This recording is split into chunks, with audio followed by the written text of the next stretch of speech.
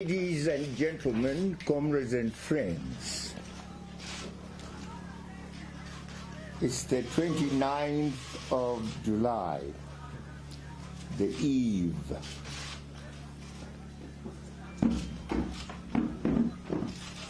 of the election. I thought on the eve of the great day yet to come,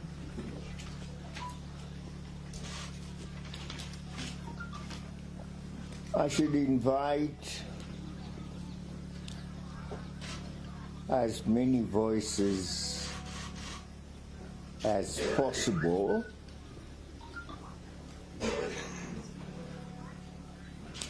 just to hear my own feelings and the way I look forward to tomorrow. What is tomorrow going to bring us, the people of Zimbabwe? Why should I ask that question?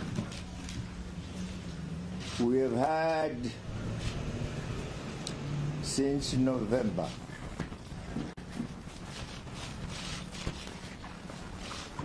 an environment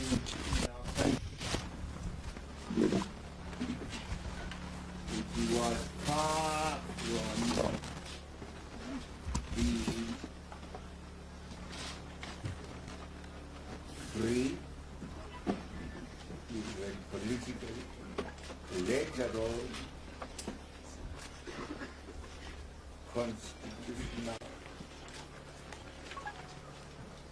and legal.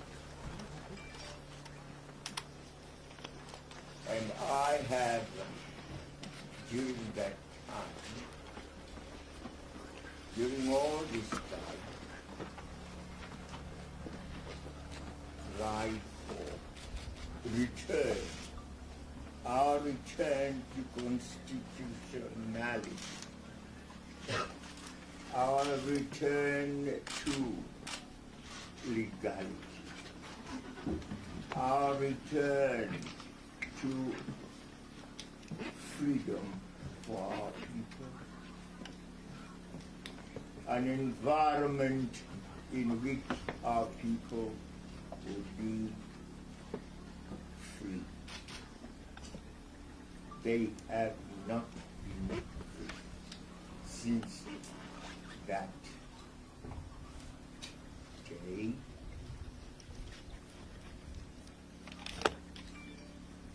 When tanks rolled through and across the country, when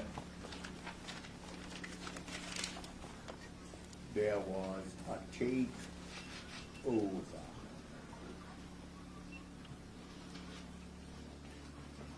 by the army. It was argued that in doing so,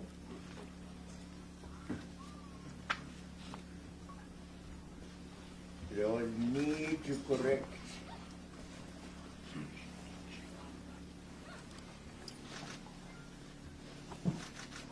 what those in the army regarded as the situation that's surrounded the president. The president was surrounded, they said,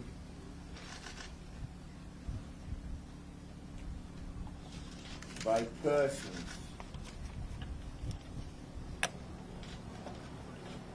persons who sought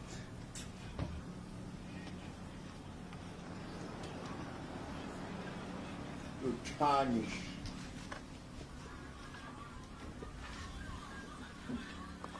the president who is our father.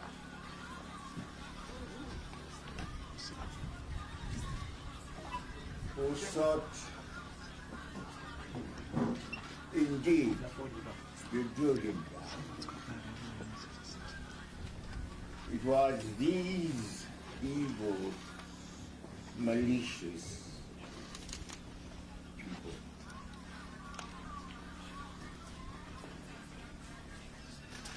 who we need to remove.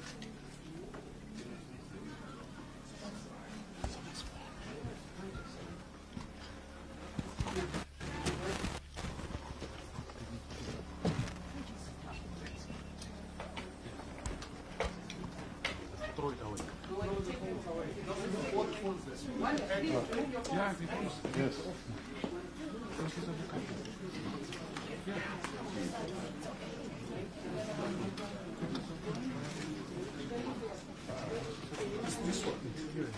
Thank you. All the phones, please. Take the phones out. They're making interference. All the phones. Phones are creating interference.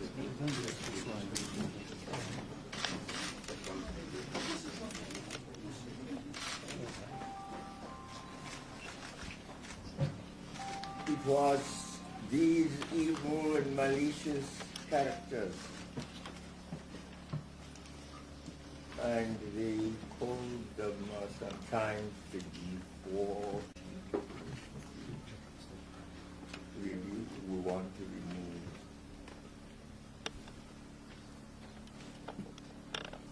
remove them around the prison.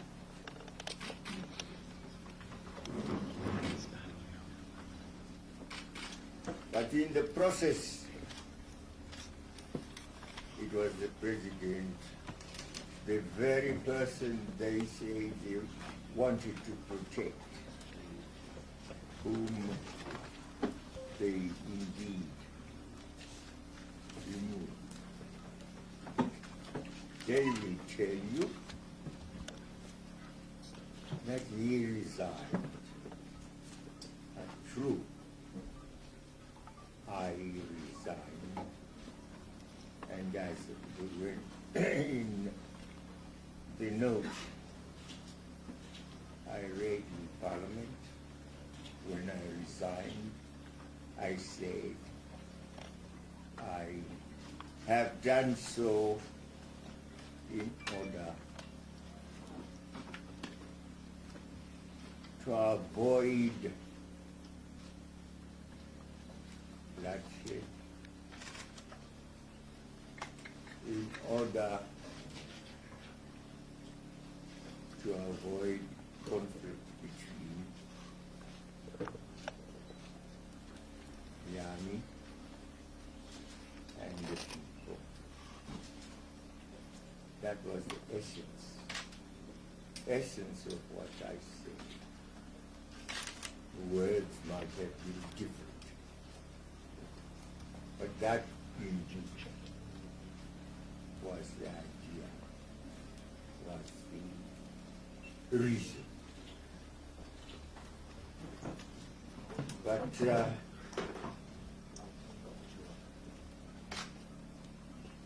why did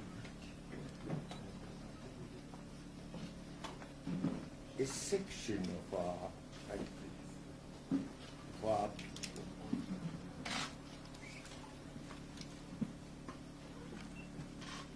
decide to go this way in order to secure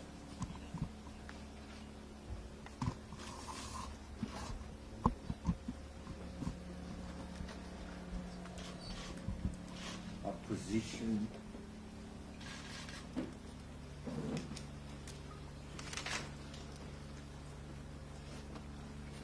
of leadership for just one person?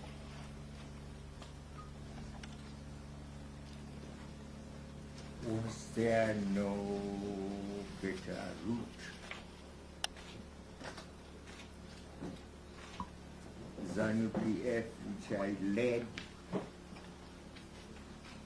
had planned to have an extraordinary Congress in December. And at this Congress I was going to resign and open in our system. So those open up our system. So those who wanted the leadership of the party and then the leadership of the country to do so. So I wondered why. I also, at that Congress, even though I would have resigned, I would have supported the candidate I had in mind. And I had in mind all the time, it was Dr. Sekeramai.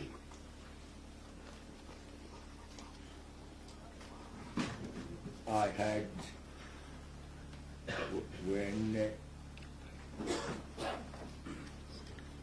Javon Mbeki, former president of South Africa, asked me who I wanted to take over after me. I said, I think Dr. Sekeramai would be my choice.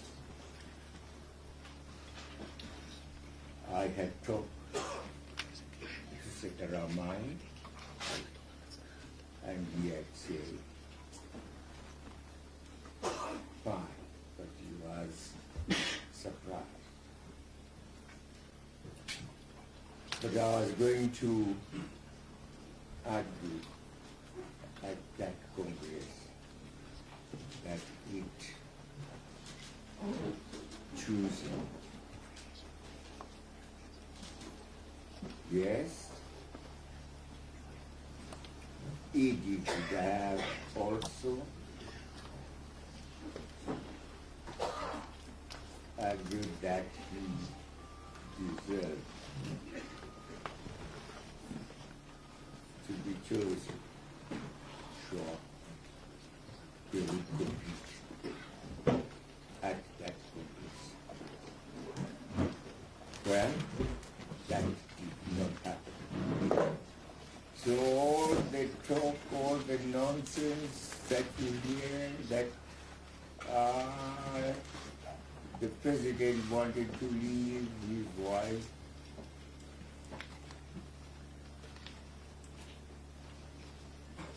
as president or as a candidate after his resignation, all that nonsense that Comrade Shiri, Colonel Shiri, told to the Tanzanians that we took that action because the president wanted to leave his wife in his position of leadership. It's utter nonsense. So hearing for me, this was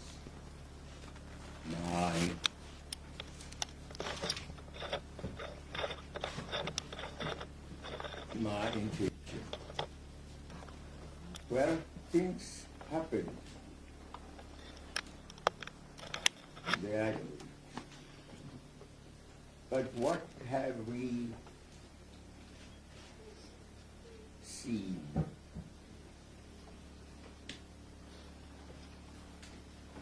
Really happening on the ground? happening in ZANU-PF.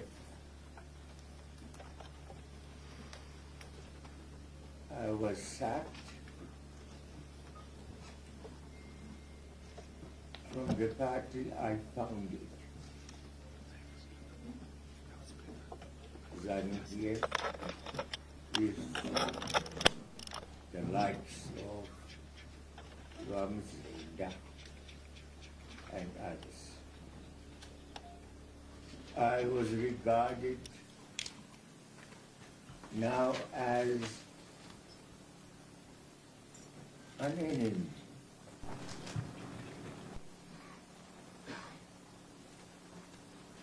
But if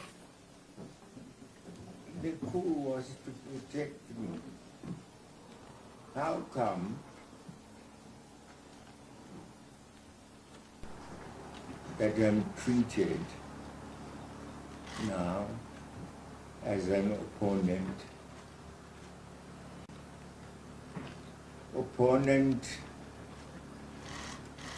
of those in government, new government?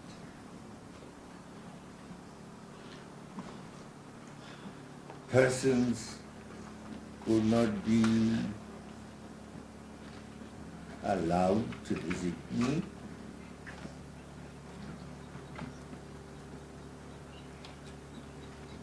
If anyone came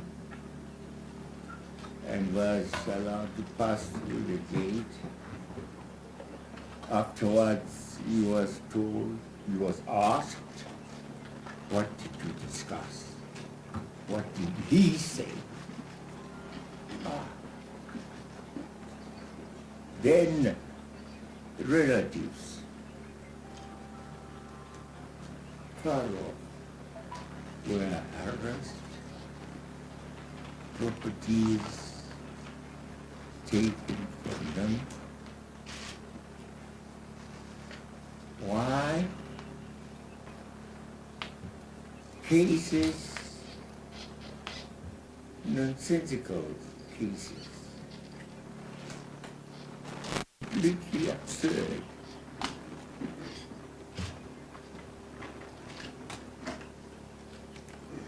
Were raised against them, and they were actually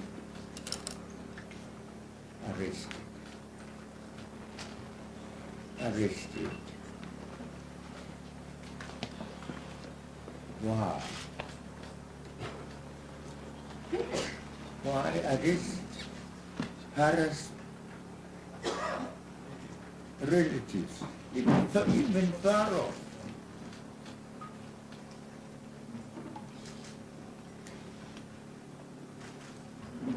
So you see, when this system ceases to be that of freedom, that democratic, and becomes unconstitutional,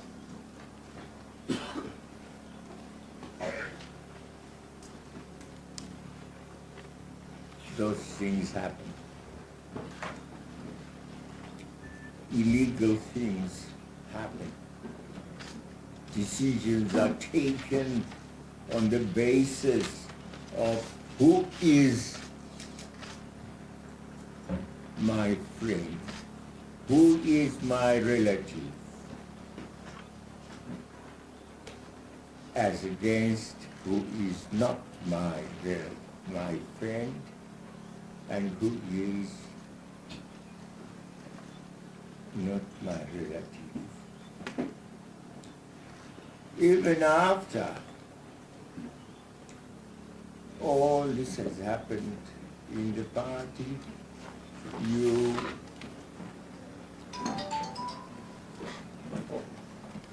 heard individuals being dismissed from the party, having to run away, some having to seek, across the border, protection. as temporary refugees. And this is what we have just now. We have people who are still outside, let alone the likes of Professor Jonathan Morrow,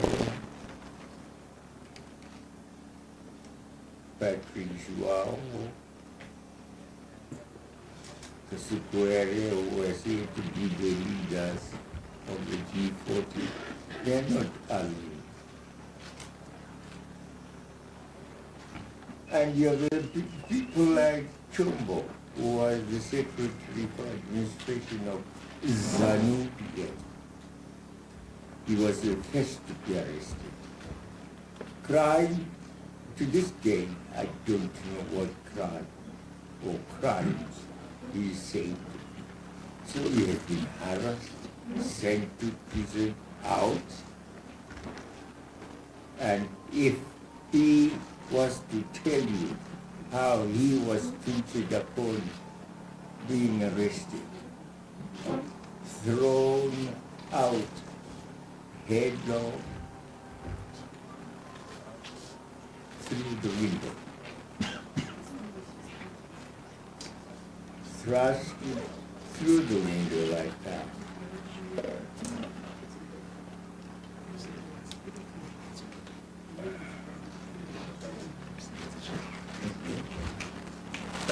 You would be shocked. What have we become in the country? Have we become savages, terrorists to ourselves? Anyway,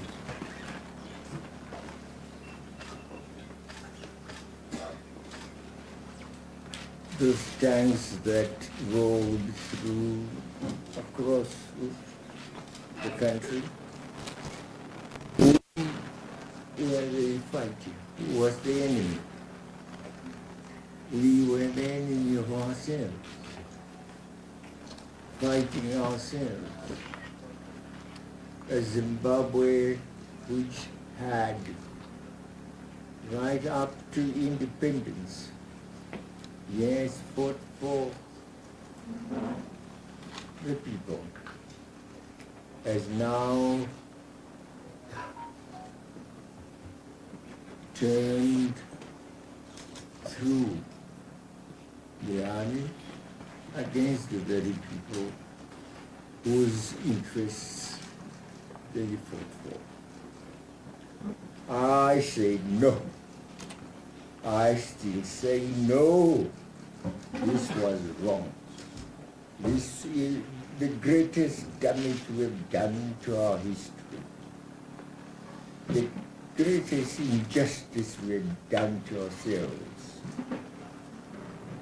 We had become a democratic country after our independence.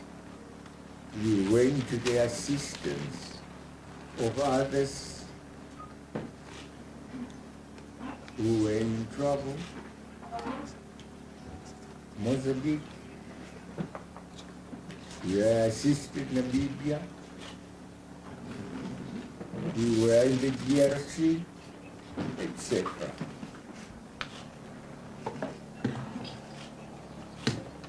Is this now the Zimbabwe which has become so democratic?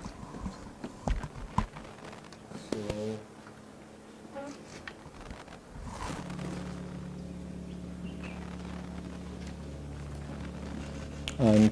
illegal in its actions and unconstitutional.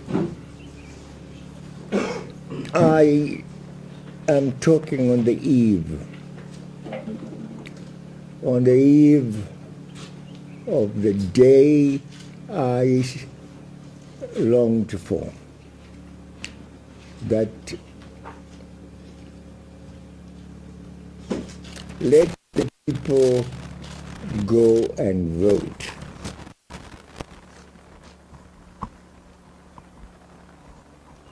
let them go and vote free, and I'm glad. Even he did. I say, people will be allowed to go to vote free. And the result will be recognized. Fine. We appreciate that.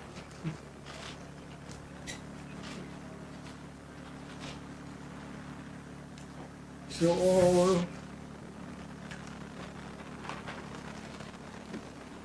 who have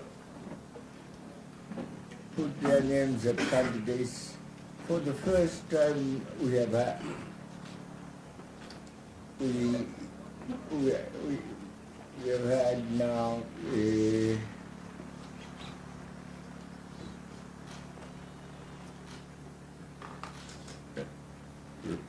long list of aspirants to power.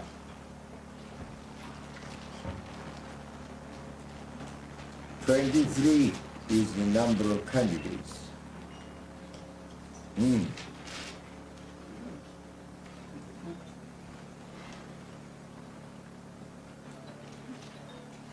the people say, what is your choice? But no one has ever said, what is not your choice? I must say very clearly, I cannot vote for those who have tormented me. I can't.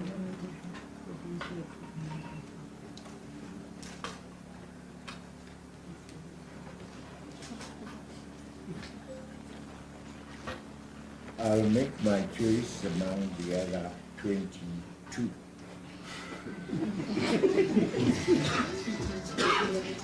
But there is a long list. I worked with Mine Juru. I worked with Mine Juru. I worked with also my coupe. There are other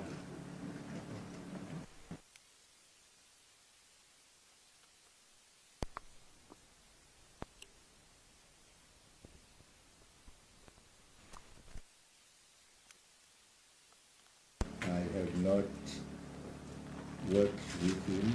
I have seen him work with his late leader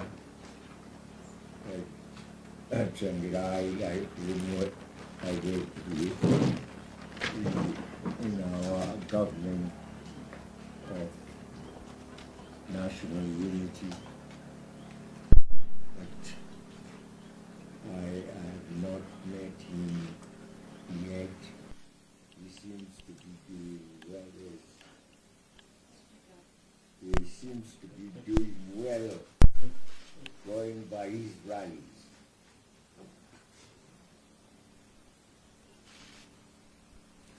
Whoever wins, and if he does, well, we wish him well.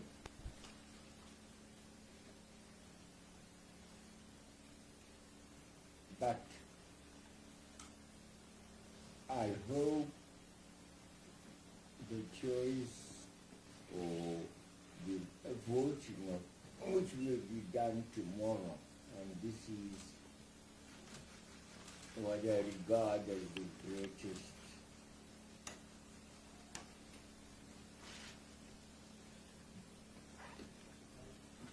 event that should happen, will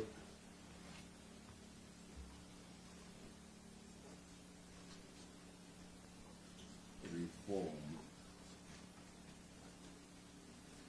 will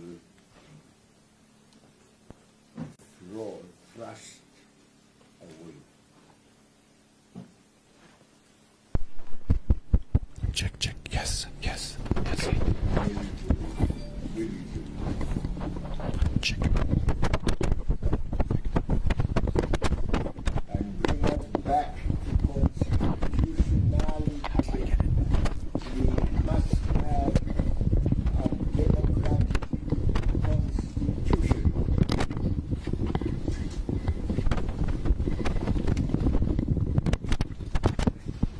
We must have a democratic constitution. That is what we vote on.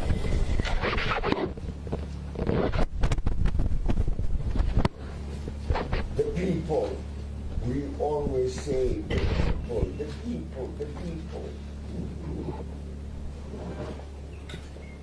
The people's needs, the people's voices, the people's conditions, the people's freedom first and foremost. These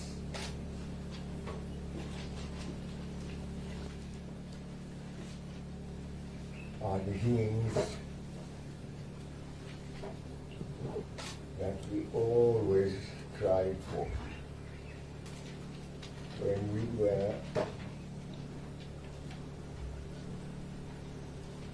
waging our struggle for the freedom of Zimbabwe. And we had that freedom. And we had those tenets after 1980.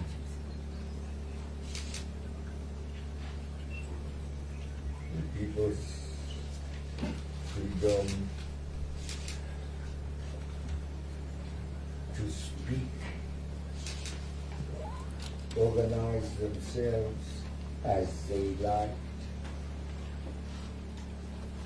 to belong to any party of their own choice, to go about freely in their country.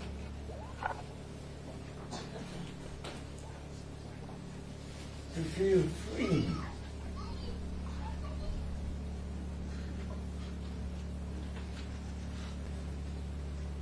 That they can visit each other, families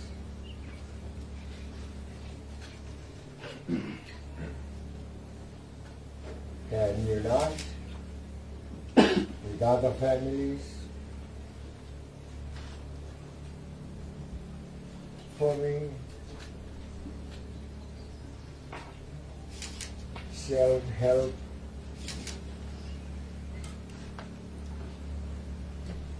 organizations.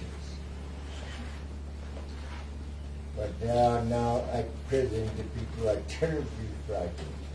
Terribly frightened, I must tell you, because they send us messages daily. We can't come to see you.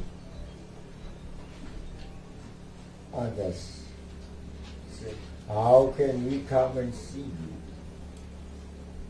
We are afraid.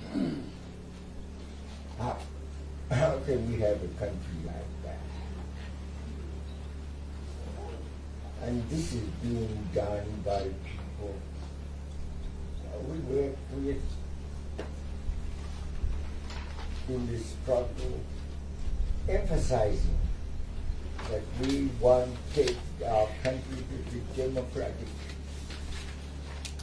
Yes, we are using the guns now to fight for their freedom. And even as we do so, we are saying to them, our guns are directed to our politics. Politics directs the gun. But now it's the gun directing politics.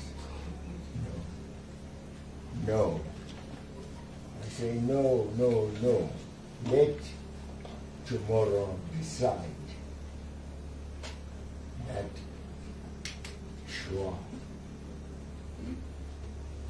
there should be a big no to guns directing politics. Let tomorrow be the voice of the people saying this and never again. We shall never again experience a period where the army is used to thrust one person into power. No. And a number of people die. I don't know the numbers now, but a number of them have died. We shall investigate, perhaps, after the election tomorrow. So the election tomorrow, I ask, is it to bring democracy, to bring constitutionality, to bring freedom, or shall we see the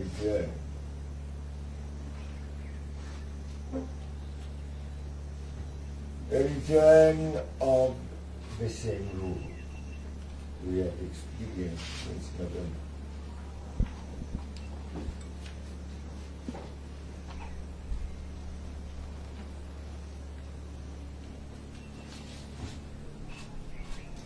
I say in advance,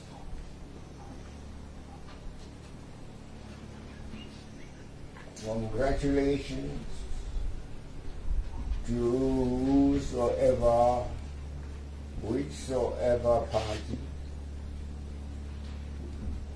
wins the day.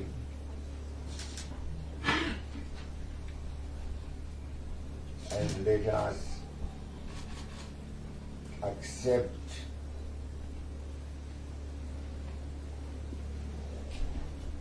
that verdict.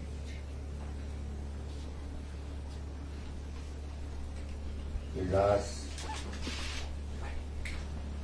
all pray that tomorrow brings us good news.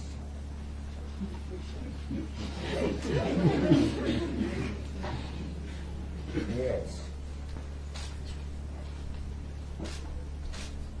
And I believe good news to everyone is that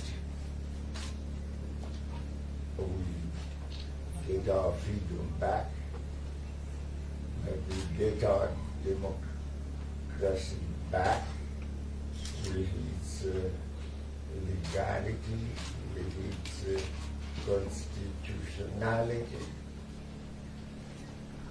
and thrust away the hypocrisy. So we can say,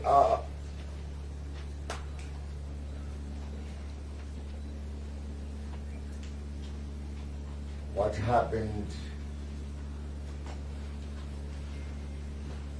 that November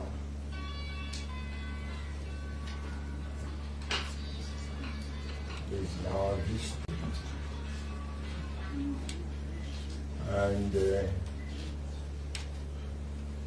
our women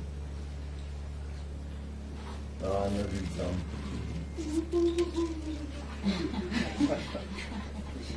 They will emulate.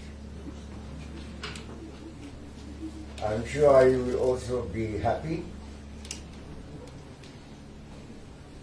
to interact with us, with everybody, with me,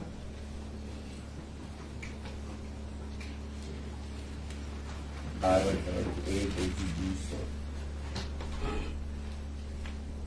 You see, if you are put in a place, a high place,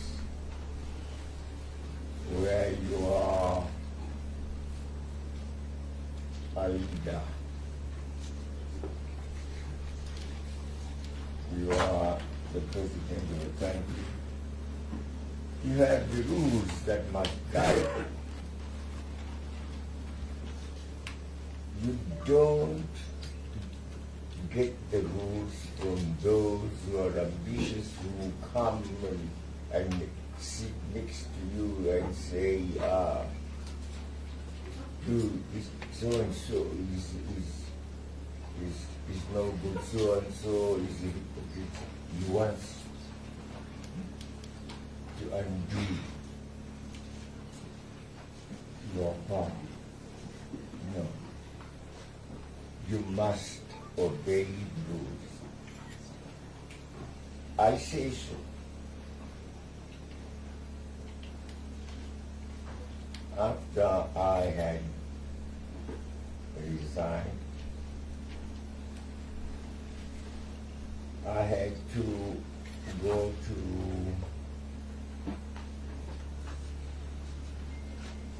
the pension office, to those who managed to say, what am I entitled to?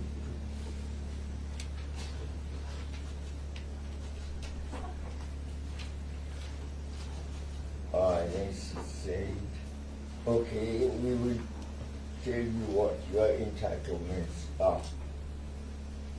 Financially, the amount is the total amount. Yes. $467,000. Again?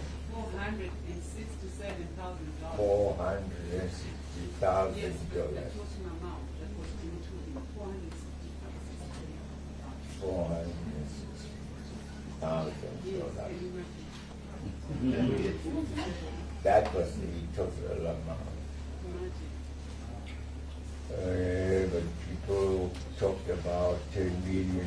Oh, I would have been. No, in American dollars. You know, not it's in US dollars. 460,000, right? And then you're entitled to 2 houses, one here, one elsewhere.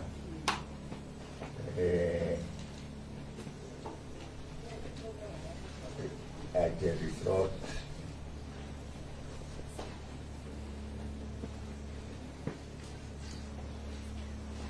Those in power just went bum. They refused to give me money for the 2 houses. They just refused. But the rules say I'm entitled to know this one we are, or next to which we are. We built this slowly, and it was a Nelco Yugoslav company. And we went into an agreement with, and we agreed with them. We told them, we don't have money, to pay you fully, but please do it. We will each month pay your workers, and that's all we are able to do. So slowly, year by year, we managed to get it started. And that's how we finished it. We wanted it to be Chinese style, in tribute to China, because China helped us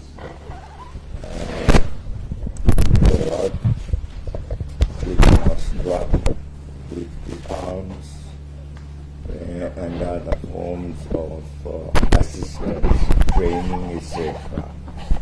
So, as a remembrance of that assistance. But the Yugoslavs who did the roofing did it the normal way with trusses. No, it is not how the Chinese built their houses. That was not correct. And now the roof is beginning to sag. And they say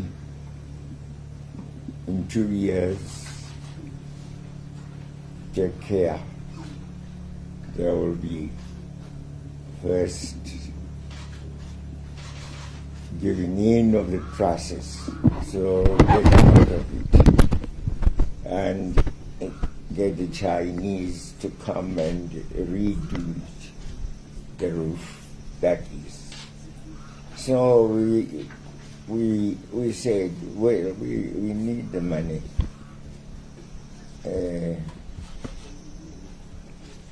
But we said that 4,000 something.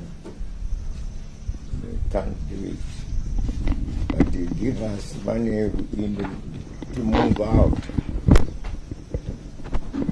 before the calamity occurs, so we can build the house that we are given under the rules. No. And they won't tell you that they don't have the money or they don't want to give you just outrightly like that. It's mum. Yeah, but here and there I must concede they have helped. They've helped us to just chart flights to Singapore,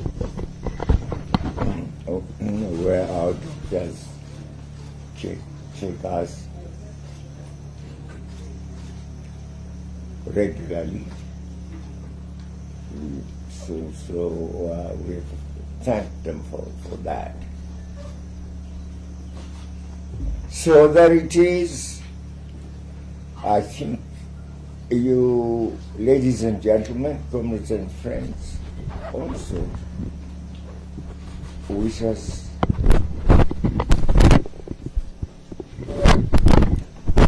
it's not good luck,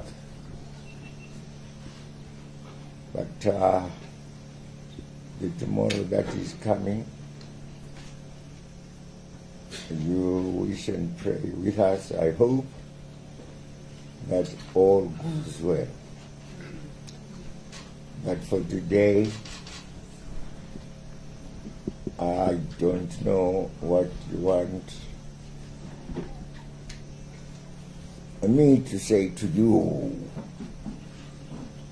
And I want to thank you for having come. And you've come on a day which is much better than the previous days and kept me in.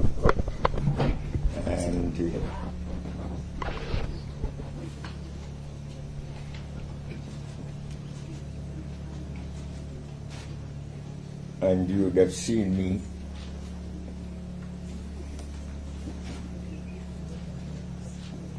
I don't know what I did not wear. It was so cold.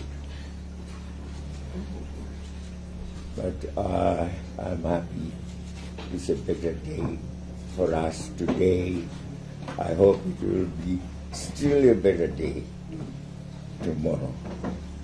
A better day for all of us. So, and we will say, God bless, and say our prayers. Sunday today, the day of the Lord.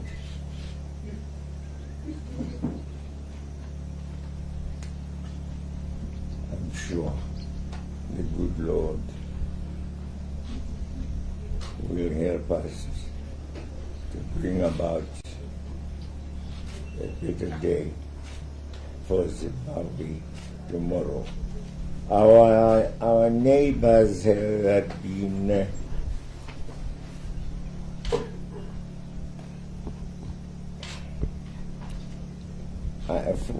fooled into believing that all is well. No, it was not a coup d'etat. Nonsense.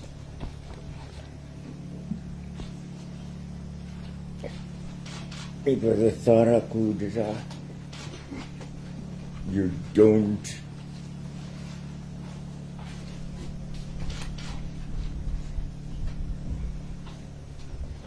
roll down the tanks, bring on your army and units and deploy them.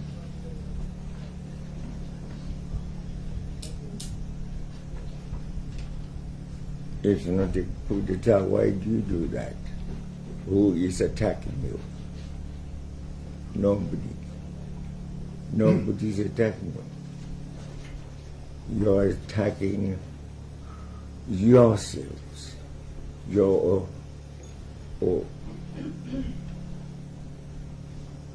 demonstrating to the people that you have taken power. That is all. So I want to thank you for having come, and I'm sure you want to ask questions. It's not. Wait a minute.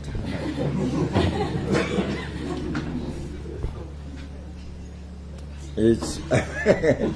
I am not the one who is in charge of you. But I won't be undemocratic and say, no, what I've said is enough, go. No. I would say, you have heard what I've said, I must hear what you will say. Fair. All right, ladies and gentlemen, I will take a few questions. I will start with Nomsa Maseko from BBC. Yes, BBC. Mr. Mugabe, my name is Nomsa Maseko from BBC. Sir, is there any truth that you have had discussions with the MDC's Nelson Chamisa and that you are funding his campaign? And if so, why is that? I have not met this man, Nelson Chamisa. I met his a late leader. Sangirai, yes, we were together during that time when we had the government of national unity. But him and any other persons in his alliance, I have not met, definitely no. So I've not met. I wish to meet him if he wins.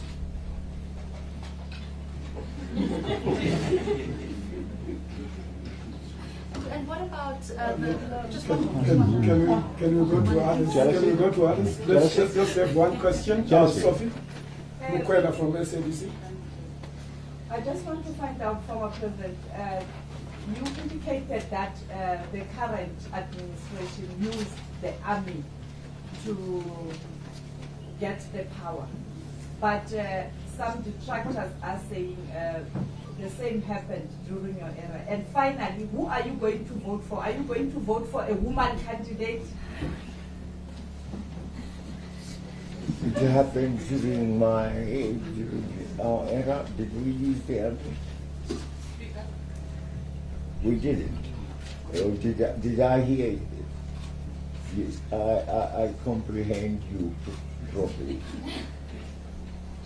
Can you repeat it? I was saying, those who are criticizing you, former president, are saying for you to be in power during your time, the army was used to ensure that you continue to be in power. And then the last question was that, are you going to vote for a woman candidate? It was not the army that ensured I remained in power. You are wrong on that one. We had elections every 5 years. Every 5 years. And I was defeated at one time. So, but Changirai did not have enough votes. We did not have enough votes to get an outright win. We had a government of national unity, yes.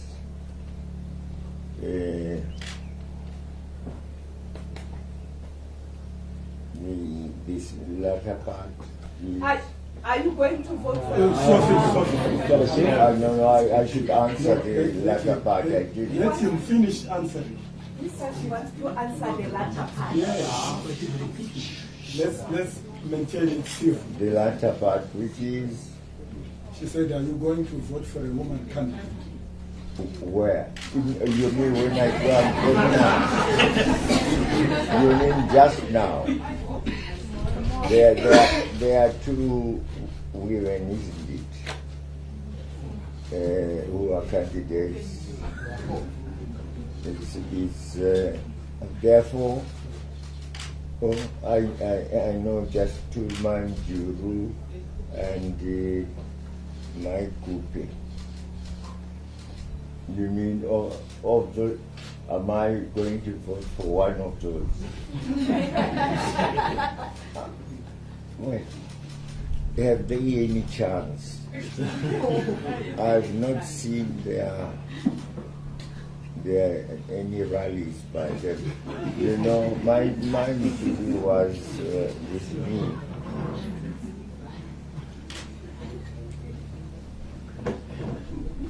And she showed some ambition.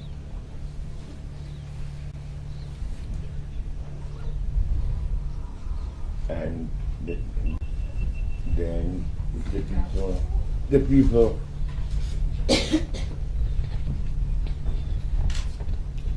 thought, no, I suppose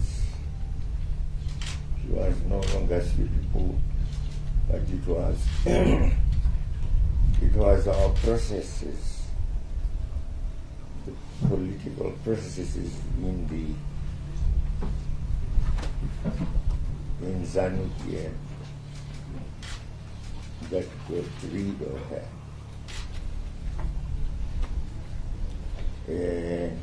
But I wouldn't vote for either. Because they don't seem to have any support from the people. Mr. Mugabe, sir. No. Sorry. No. You don't give I'm sorry. yourself a chance. No.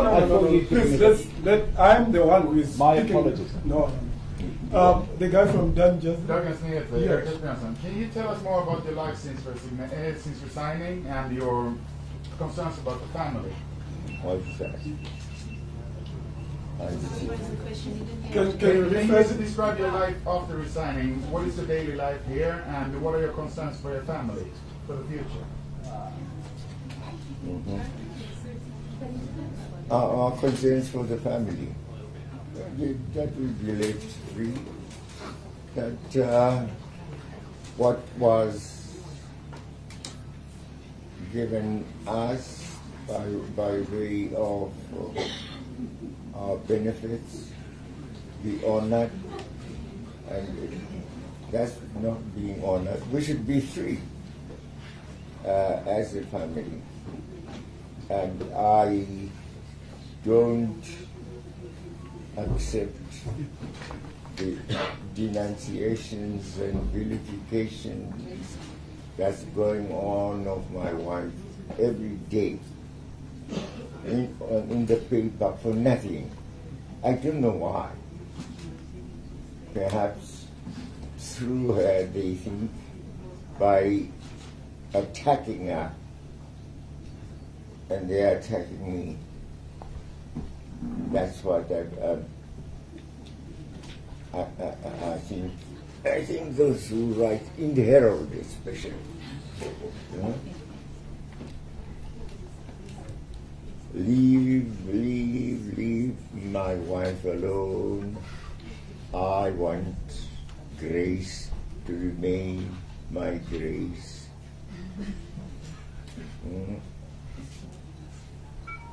Okay, John. Mr. Mugabe. One question. Yes, it's just one question. Mr. Mugabe, in the past under your leadership, many Zimbabweans have died in political violence. The country is isolated. The economy is in ruins.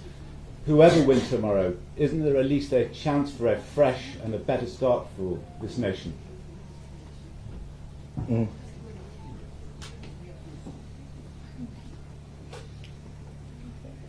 So you think during my period, things went to ruin? Don't forget, we were fighting against British colonial rule, and they had settlers here. We had to remove settlers. We did so after a meeting in 1979. It was a Thatcher government, conservative government in Britain, a meeting at Lancaster House. It was agreed. We agreed with Madam Thatcher, with her government, that there should be a reform, land reform in the country. Yes, let the people get the land back. Joshua Nkomo and I insisted we had to get land, and the British agreed. But we just differed on the on the issue of compensation, whether they would give enough compensation. So we started. We had to get the land, but the settlers here did not want the land. They thought they had, had for years to be taken. So that was the beginning. But we started quite well. We had lots of programs, education for all, and there it was. And we assisted people in developing their land. We gave them land, yes, but the resources with which to develop the land, in some cases, fell short. And we certainly did our best. I don't see where we have erred. If you can point out that you erred here and there, we didn't send away the whites. we took away the land, naturally they had to go away. They thought they had to go away somewhere.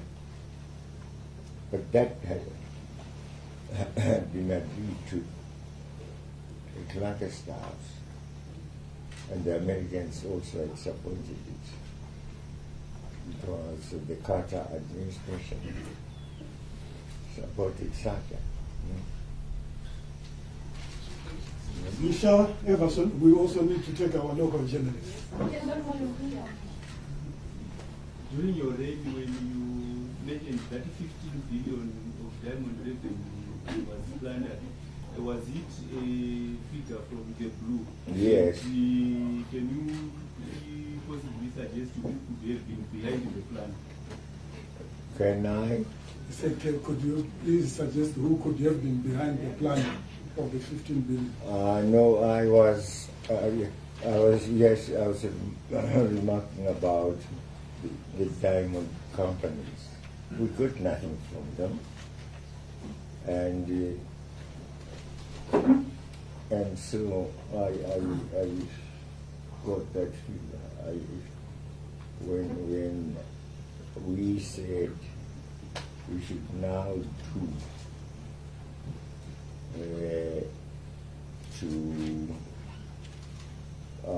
diamond mining,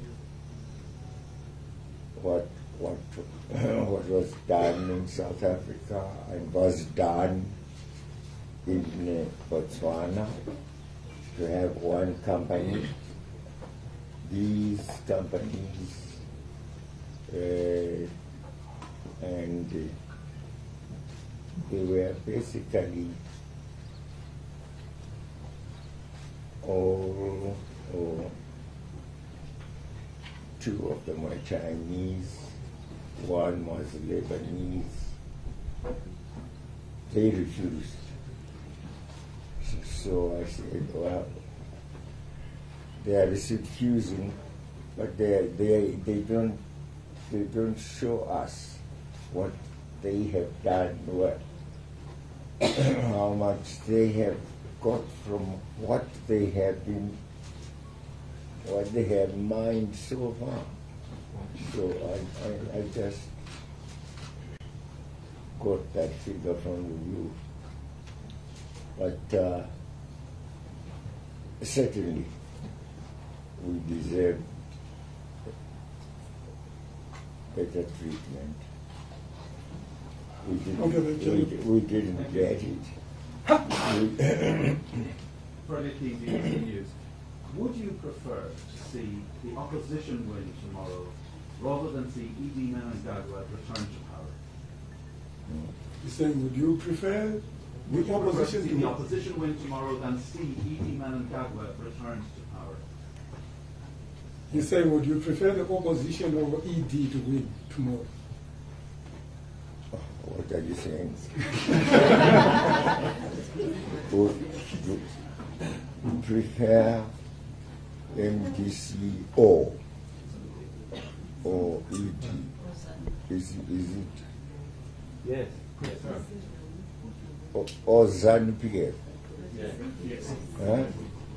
I said ZANU-PF. I can't vote for ZANU-PF. Okay. So you prefer the opposition? I didn't answer that question. Sorry. He says he wants to answer the problem. He still has something to say. If I can't vote. I said I can't vote for the party or those in power who are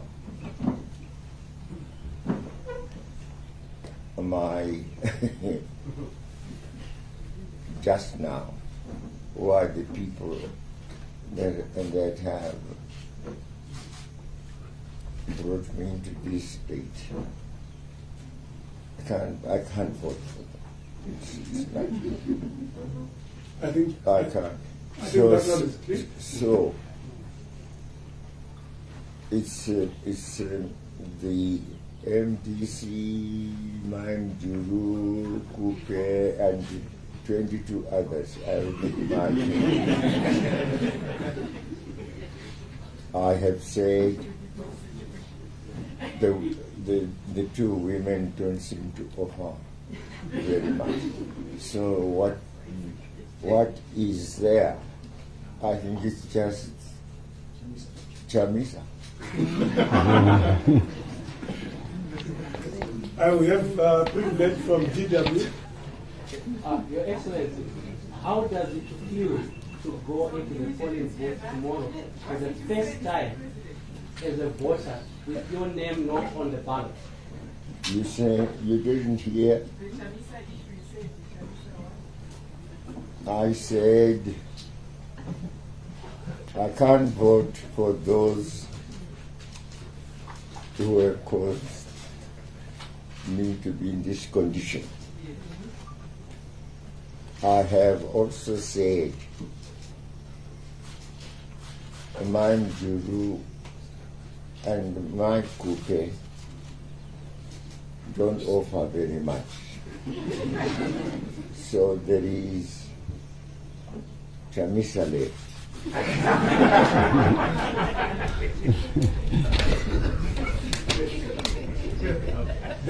The guy from DW Radio asked you a question that how do you feel to go and vote on a ballot paper that does not, for the first time, have your name?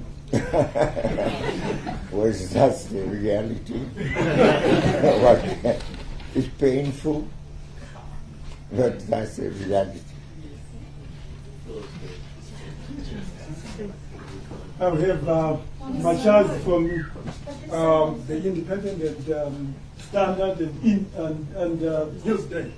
So there are three papers in one. Mr. President, the last time in 2008, there's a belief that you were ready to concede that you had lost elections, but the army came and propped you up. What's the difference between what happened then and today? No.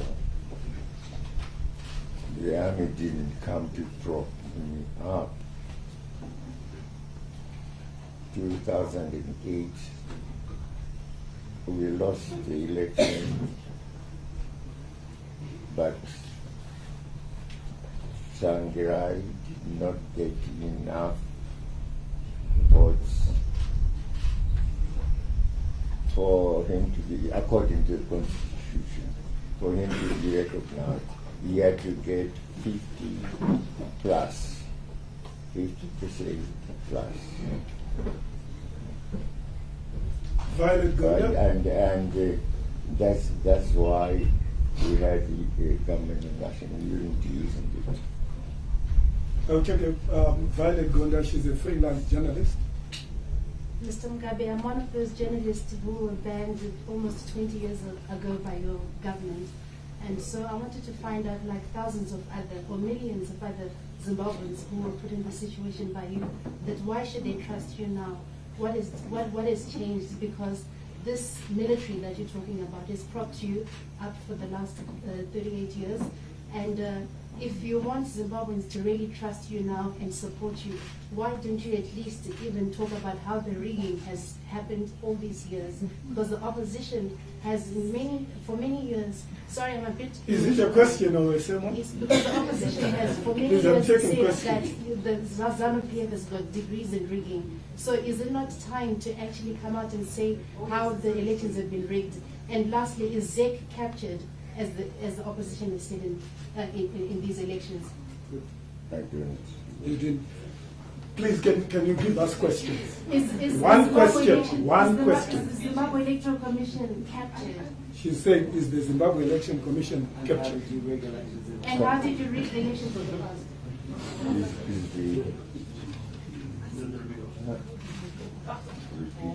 She's saying, is the Zimbabwe Electoral Commission captured? I don't know by who. I don't know. Can you, what do you mean? Nelson Chamisa is actually saying that the Zimbabwe Electoral Commission, chaired by Priscilla Chibumba, is captured and that it's not an independent referee. So have you been following this issue? And if so, what are your thoughts on the electoral I commission? see. No, yes, I've just read that in the newspaper, but I thought these were political views being expressed by people who wanted things to be to be proper. I don't think the Electoral Commission could be captured by anyone. No. I don't believe it. I believe it acts quite freely. Can we have our questions short and to the point? Kumbirai Mafunda. Thank you. Mr. President, the abduction of Itai Zama in Sandhurst on 9 March 2015 during your tenure as President of Zimbabwe. Doesn't it worry you, Mr. President? I see. You're saying the abduction of Itai Zamara during your tenure as president, doesn't it worry you? The abduction of Itai Zamara. Itai, I see that character. To tell you the truth, I also been worried, and I just don't know. I didn't know who he was, and yes, it worries me. And if we can get information that will lead us to some,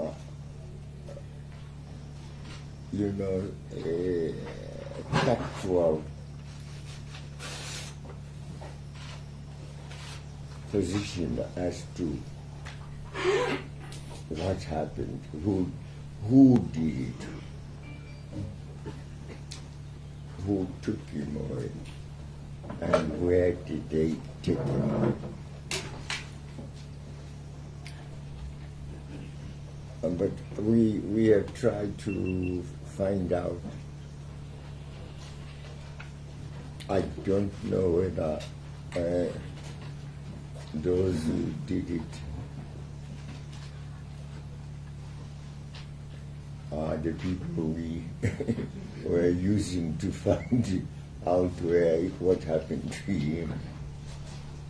But if there is information about him from any source, we would be certainly welcome to give it to the authorities. But I have wondered why, in respect of him, nothing seems to come our way. There should be some people, definitely some people who saw him being taken away.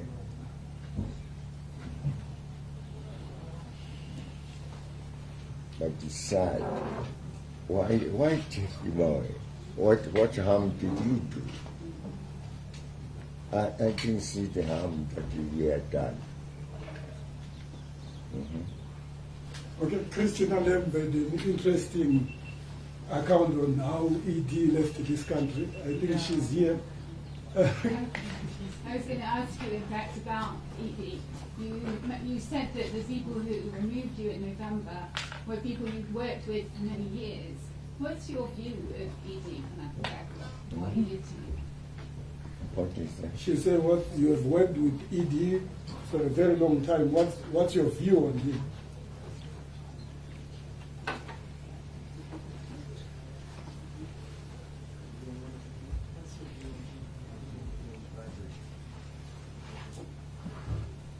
Well,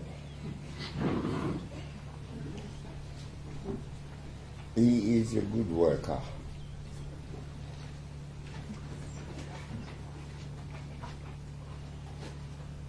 A very, very, very good worker. But it's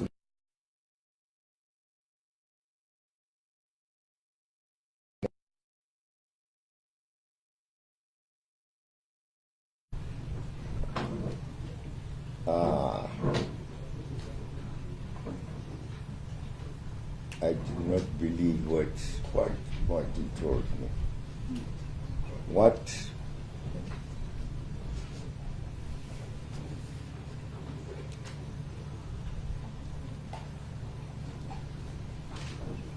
really gave me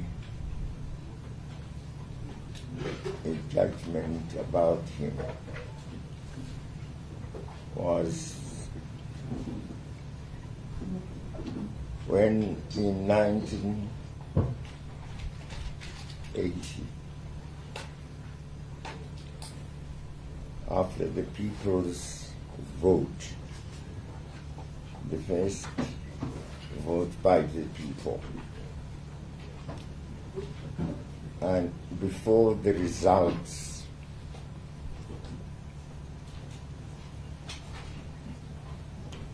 were announced, he and Mr. Stannard, the white CID, he was working with in CIO, came to me and say, you are under threat.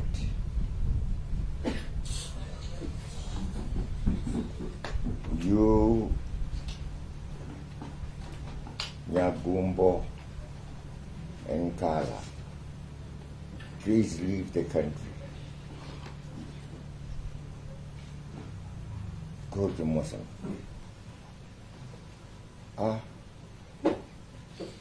And the three of us left. And the three of us known to be the militants. And Samora said, why have you come?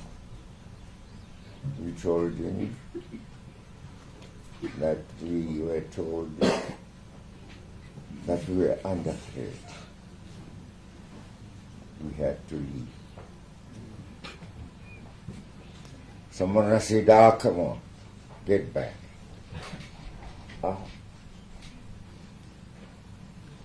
We couldn't go back straight on. We said, please help us to go to Tanzania to inform Mwalimu Julius Nyerere on what has happened and the prospects we have of victory.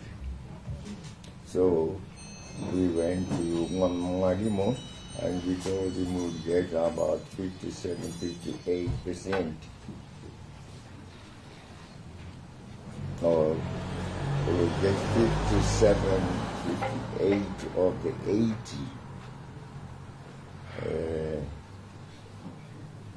I think of 80%, the Africans were given 80% then of the vote.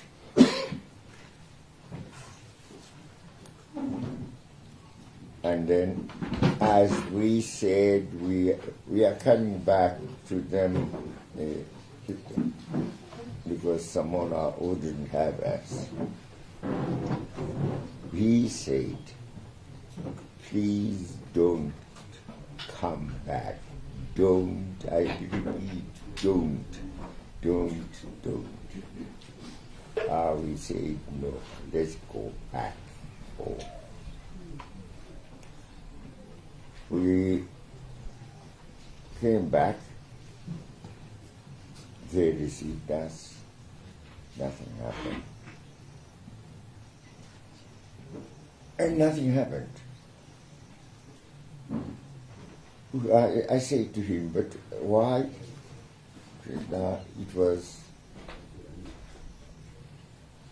in your interest, for security reasons. We felt you would be more secure. Was that the actual reason?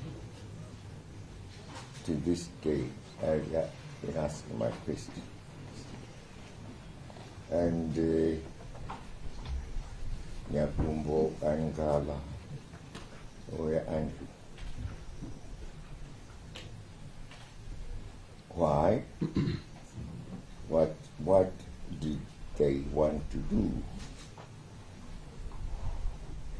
which would not be possible with us, the three?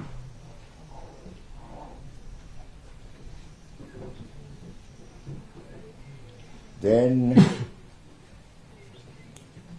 I said, Chaminuka, the prophet, Mfemberi,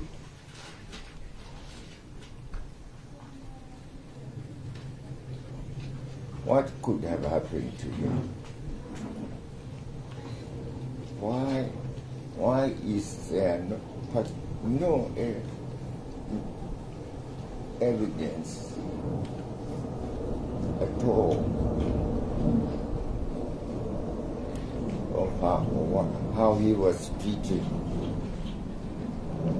by the Ndebeles who took him? I wonder what happened. Then he said, yes, I know you're worried by that. I have a person who actually knows what happened.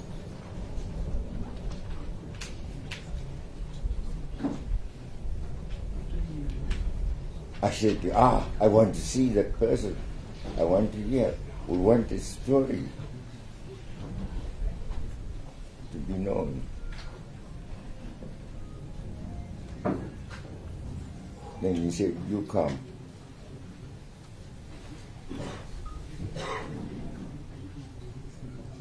And I went to him to his home, and there was a lady. He said, this is my Nini, a sister of his mother. She is with the power, a spirit that can tell you. Can she? Then he said, yes. She's just now waiting for you. I told her you were coming. Go up. She was living up some shackle, a ramshackle thing. So I went up. He said, no, you removed your shoes. I removed my shoes. I went up. And she started telling me about how strong she was. She had the spirit of Mbuya Nyahanda. And she is the one who did away with Tongogara. But nothing about Chaminuka. Nothing at all. She just he wanted me.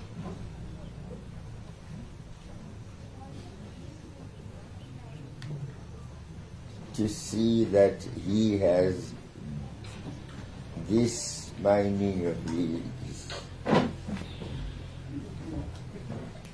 as a spirit medium who was powerful. Okay, guys. Wait a minute. But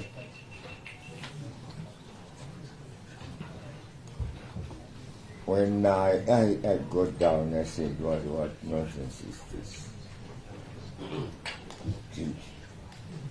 you invite me to be told what happened to Chaminuka. And all she wanted was to see me and you know, and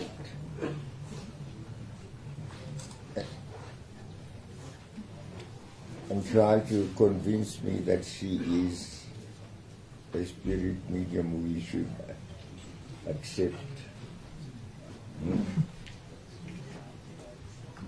And when Kala also knew about this, and he wanted Nkala to pay a kind of well, not salary, but an amount to sustain her annual and monthly. Nkala said, nonsense, get away. And that's why there was a rift, between Kala and him. It was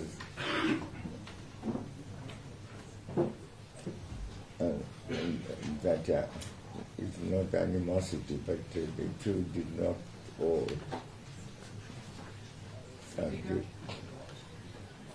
were not good friends.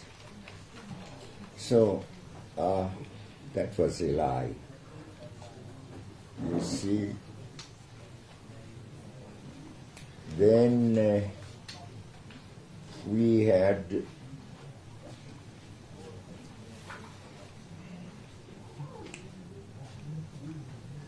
some Indians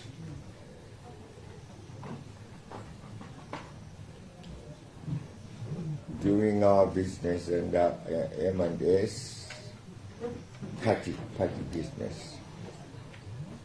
Koromonzi Farm and some companies, the party. He was working with them. We wanted to know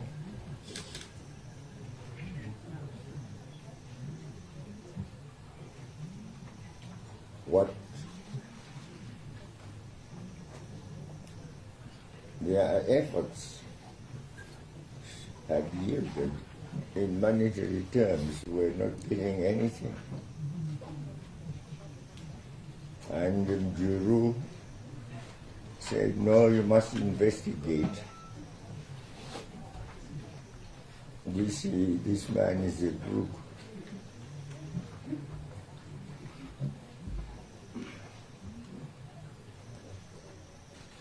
So when we started our investigations,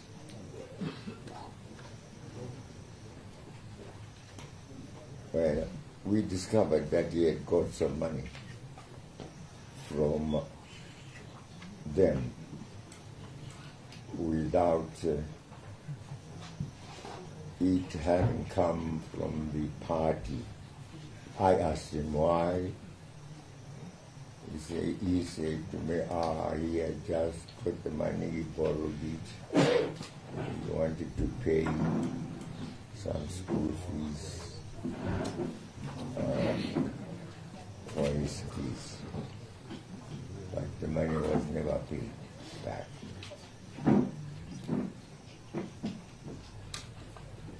So I got to know that my man was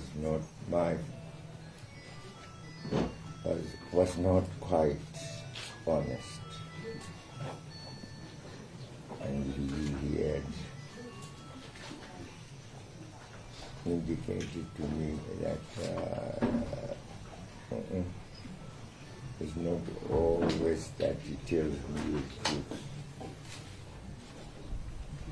But I worked with him. We did some good things with him.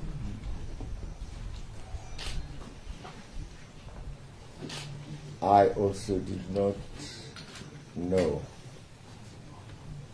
that as he worked with me, he was eyeing my position until quite late. Well, there it was. I was a fool to have him next to me, because then he connived with Chiwenga to oust me, and they were thought of good. Now, the best way of getting rid of him is to undertake coup d'etat. I will take the last question because I can see you guys, you are eager to go and file. That lady in dark glasses, that's the last question. Thank you. My name is Paula Mosuro. I'm the ABC South Africa. Many people are from February, given that you said you cannot vote for Zambia, you will not vote for Emmerson Mnangagwa.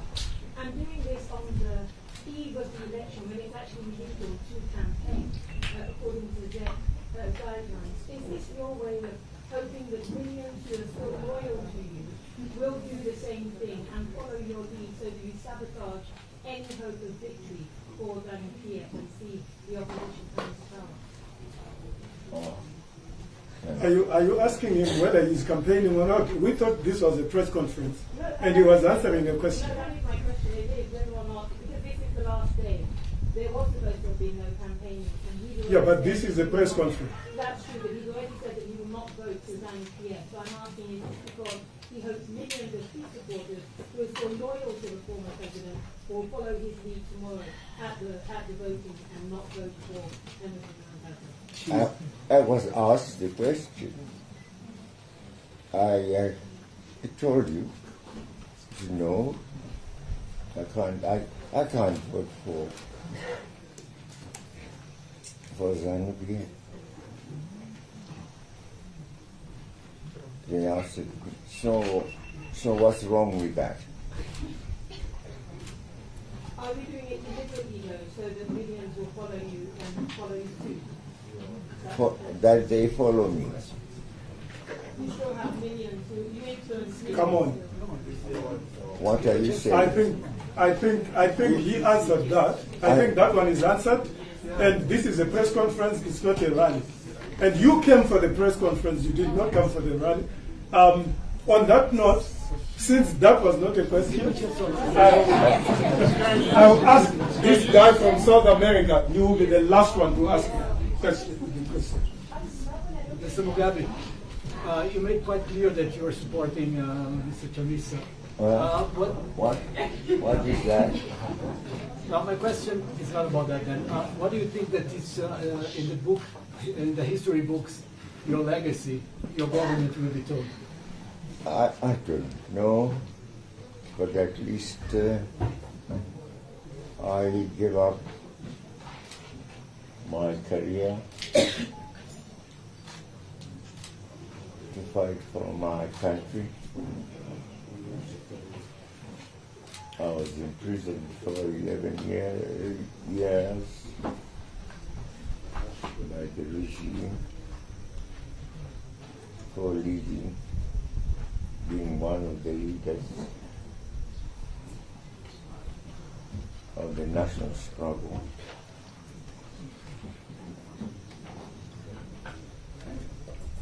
And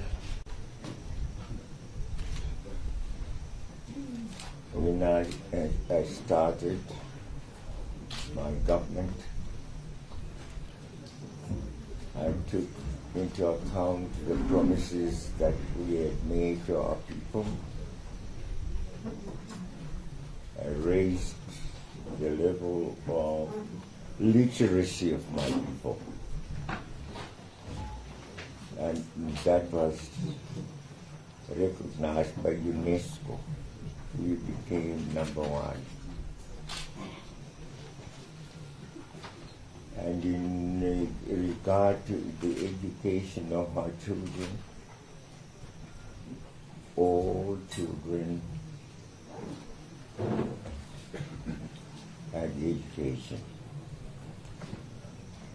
And today, go to South Africa, go to any neighboring country, you will find Zimbabweans there.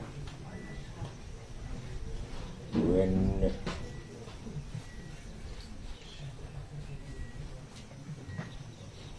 we looked around and felt, no, we needed not just education as before. There is now technology to it. Need computers.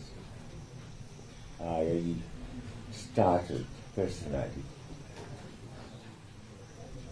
not using government funds, no, but donations and whatever funds I could get personally to introduce computers in all our secondary schools which had electricity. And go to them now.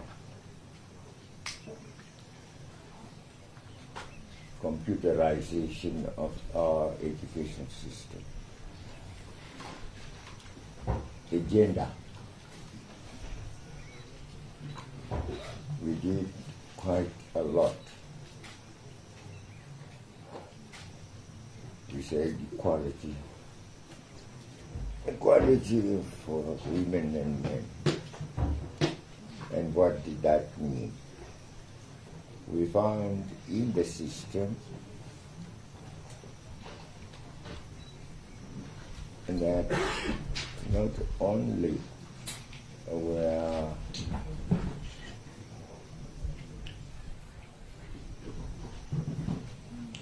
black people discriminated against in regard to wages and other social benefits, but that there was also discrimination against the women, and for that matter, European women as well.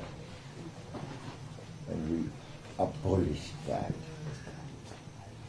We said no, wages for equal work must be the same. So we raised the status of women. I want to believe that that status still needs to be raised. A lot still needs to be done, especially in regard to our African custom. So, at least those are some of the things that I think I managed to do to unite our people, various tribes, and make them one nation. To work with our neighbors in establishing systems that help us together. The regional organization, SADC, and others. I think I try to do my best, and to bring that spirit, belief in the African people, in our people, that they are as good as anyone else in the world.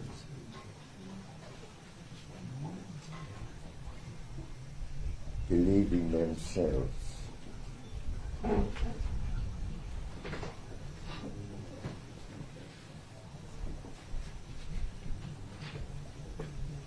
Anti-colonialists. I thought I was, and still I am.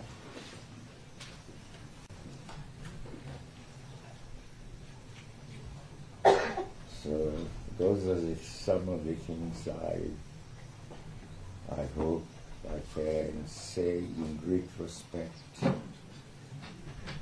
managed to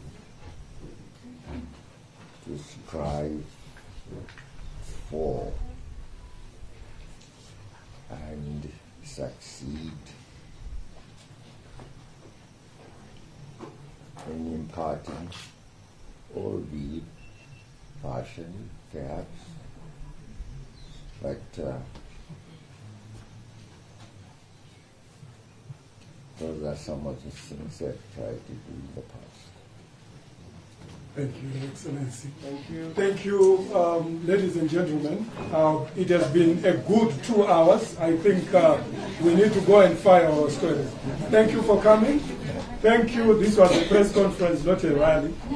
Thank you. What is the state of his health? Can we orderly take our gadgets? The press conference.